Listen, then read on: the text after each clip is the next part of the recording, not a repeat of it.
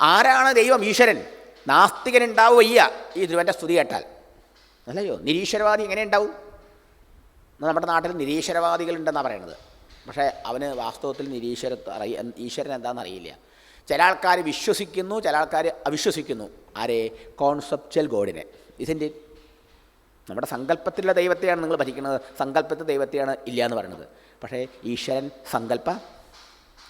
ഈശ്വരൻ കോൺസെപ്റ്റ് അല്ല, ഈശ്വരൻ is the reality, truth, fact.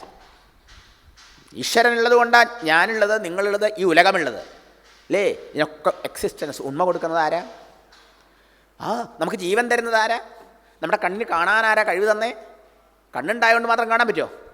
എൻ്റെ നാവ് കൊണ്ട് ഇങ്ങനെ സംസാരിക്കാൻ കഴിവ് തന്നതാരാ? ഞാനിവിടെ വന്നിരിക്കുമ്പോൾ ആശയങ്ങൾ അടുക്കി ഇങ്ങനെ തോന്നിക്കണതാരാ? ആ ഉള്ളിലിരിക്കണ ഭഗവാനല്ലേ.